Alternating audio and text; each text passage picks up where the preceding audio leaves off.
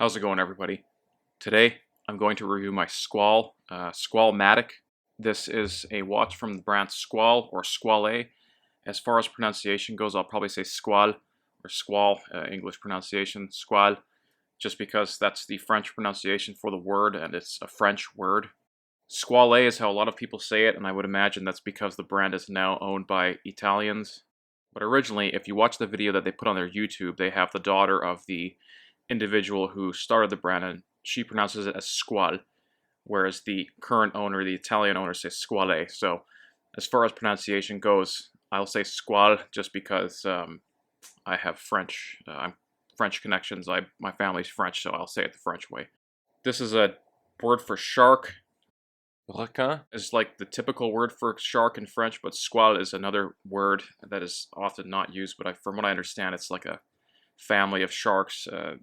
So this brand has been around quite a long time. I'm sure everybody knows the history of this brand by the time you watch my video, so I won't go into it.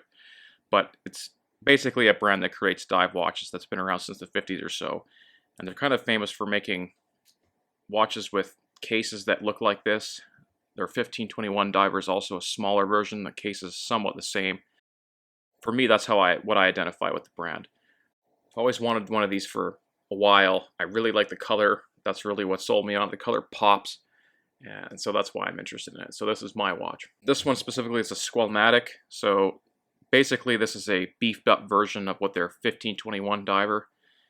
This case style is, like I said, very tied to the brand, and it's very unique. That's what really drew me towards this watch, was the color, first of all, and then the case. The case is very unique, and I quite like that. There's several other colors of this watch as well. Brown, black, black with orange, and then there's this blue one. For me, the blue one is really the signature color because it just pops. It's very nice, very bright, very noticeable. The case on this watch is completely polished. As you can see, there's a little bit of engraving on the back that's not polished, but the whole case is polished, and so it's quite flashy. I happen to like Breitling watches, so for me, the watch being full polished is not an issue for me. I quite like that, but some may not. It's very easy to fix if you scratch it. It's easily scratchable if you hit this on something because of the full polish, but you can use a Cape Cod cloth and you can replicate full polish finish very easily, whereas for me at least, when I've tried to fix brushed finishes, it's a little more difficult. So the movement in this particular one is either an ETA 2824 or an SW200 by Sellita. I think the newer ones are all SW200s and they're a Lapare, so the movement is solid. Not a lot to talk about with the movement because these are in all kinds of watches, so yeah, happy with that. Accuracy is decent enough. I haven't really measured it super carefully, but it's been good enough for me. From what I understand, the bezel is enameled steel, at least that's what it says on the website. There's some sort of resin that goes over top of this, and so it's not ceramic, although it kind of looks ceramic. One way you can sort of tell that it's not ceramic is if you hit this bezel on something, it does leave very fine marks in it. You can't really see them, and it doesn't hit the color, but it damages the finish a little bit. So the bezel is not ceramic, but it doesn't really bother me too much. It looks like ceramic, but it doesn't have the robustness of ceramic. I like how it has the two tones, so it's in turquoise, and then there's the white bottom part. From what I understand, watching other videos and trying to read about this, I don't think that this has any function. My guess it's for looks only.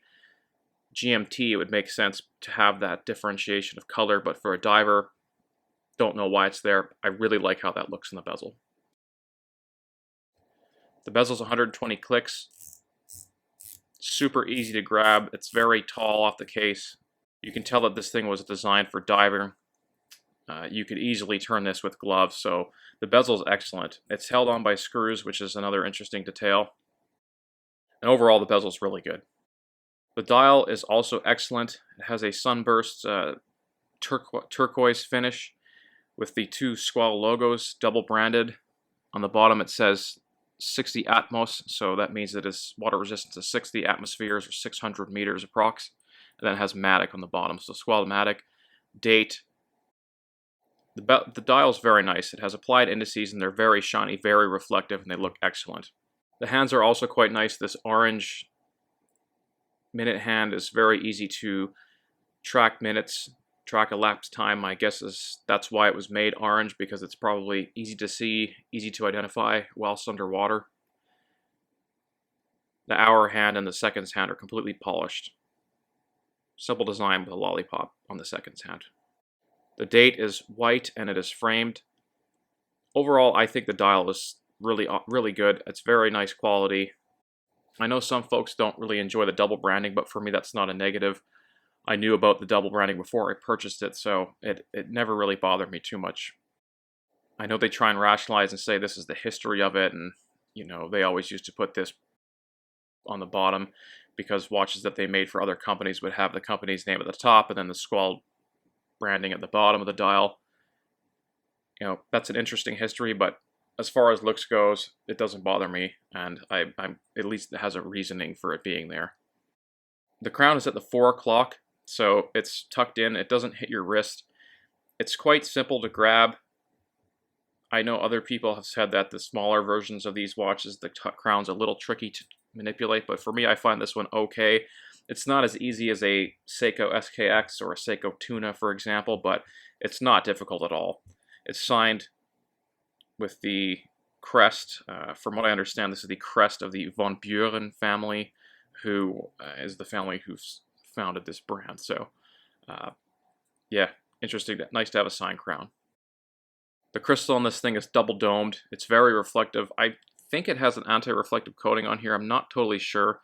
That's one thing that I'll touch on the negatives, but I like how the crystal looks. It makes the watch a bit high, but it looks very nice. It's very domed, and it's for me, I find it easy to see the dial. The bracelet is a mesh, and you can get it on a leather strap as well. I like the mesh. I think it helps balance the watch out, and I'm more of a bracelet fan, but it does look good on the leather as well. And I think if you put this thing on a rubber strap, it would also look very good. The bracelet quality is okay. I don't think this is the highest quality mesh. I think if you got a Stabe one or something, it would be a bit better quality. The clasp on this, as you can tell, is sort of a generic clasp, just with a Squale logo on it. Nothing special. It's adjustable with sizing links rather than having to cut it, which is nice. The bracelet is very thick. It takes a while, I find, to break in. When I purchased the watch, it only came with a strap, and I bought the bracelets aftermarket, and it takes quite a while for it to break in and contort to your wrist. You'll notice too that the bracelet I have is the brushed version. From what I understand, there's polished ones. I actually wanted to buy the polished one. I just thought it would match better, but I was sent the brushed one, and it just seemed like a hassle to exchange, so I just kept this one. I think it looks pretty good. It sort of tones it down. It's not quite as shiny with this bracelet, so overall the bracelet is decent, but I wouldn't say it's the best bracelet I've ever tried. It's certainly not the level of a Breitling mesh or something like this, but in any case, it's pretty good.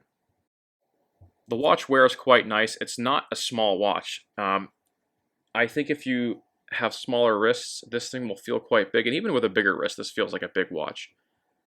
Lug to lug, it's not super long, doesn't overhang, but it's quite a tall watch. The bezel sticks up quite high, and the domed crystal makes it go up even a little higher. 44 millimeters, so it's a pretty big size. It's wearable for sure. I have a 7.5 prox inch, maybe a little smaller 7.5 inch wrist or so, and I find it to be comfortable, but it does wear pretty big. It's very tall. I think that's the biggest thing that you'll notice with these watches. It doesn't really move around on my wrist, and because the mesh is so heavy, it really fits well. And that's one thing to also note, that the mesh really increases the weight of this watch. When I had it on a leather band, it was a lot lighter. Still a big watch, but the mesh really increased the weight, but it helps it keep it stable on your wrist. For example, this watch to me wears bigger than a Seiko Tuna. Granted, the Seiko Tuna is a smaller wearing watch, but you might want to try the 1521. I have tried one of those too. For me, that watch was a little small, so I like the size of this, but I know a lot of folks like smaller watches, so just letting you know. So what are the negatives of this watch? Negatives are coming from my perspective only, and so, you know, I bought the watch, so obviously the negatives don't outweigh anything, and it's my watch, so the only negatives for me, I would say, and I always maybe focus on this too much, is the bracelet. For me, bracelets are very important, and I don't think that this clasp is very good. It works fine, but I just think for a brand that has a historic connection, that's not a super expensive brand, but above your average micro brand, I think the clasp could be nicer. It'd be nice if they had a customized clasp that was not a generic looking clasp. You'll find this design clasp on all kinds of watches, even strap code. So it'd be nice to have a customized, nicer clasp, and maybe one with a fine adjustment too. The rest of the watch, I guess I like how the bezel looks. I do like that. Honestly though, I think I might prefer a ceramic just because it doesn't get marked up as easily. But it still looks very good. And then lastly for me, the crystal. I think that it reflects quite a bit, and perhaps the double dome isn't necessary. It looks very nice, but it does reflect a lot. So when you're looking at this watch in direct light, maybe in sunlight, sometimes it's a little tricky to read. It's not impossible, but just some small picky parts. Aside from that, I think it's a great watch, but I'm buying it for what it is. I'm not buying it and wanting it to be small. I'm not buying it and wanting it not to be flashy, right? I'm buying it because it's flashy. I'm buying it because of the size. So those sort of subjective critiques might apply to you, but they don't apply to me. Just like the double branding, that doesn't bother me either. My biggest objective critique, I would say, for this watch is the lume. In my opinion, the lume on this watch is very poor. I think that if you're marketing it as a 600-meter diver, you might want to have a nicer application of lume, make it a little brighter. It's only applied within these little strips on the dial, and so it's just not that bright. It doesn't last very long. I'm not really a lume guy. I personally don't really care about lume. I never find myself in a situation where I'm needing lume. And of course, this watch probably isn't going to be used professionally as a dive watch, right? Nevertheless, I would like better lume on this watch. Aside from that, the Squale Matic is a excellent watch. I really like how it looks. The color is just, honestly, the color is the best part. That's my favorite thing, is the color and the dial. It's very nice. It's very unique. The case is very unique too, I should add. And just the whole package is really nice. Really like it, and I would encourage you to check one out if you have one close to you. And maybe check out the smaller dial version of these too. It would be nice maybe if they made this type of watch that popped like this with a smaller case size. I think that would be a bit more accessible. Some of the 1521s, whilst they're very nice, they don't quite look the same. They don't have the same dial and the same pop. But yeah, something to add. But in any case, thanks for watching my video. Take care and bye-bye.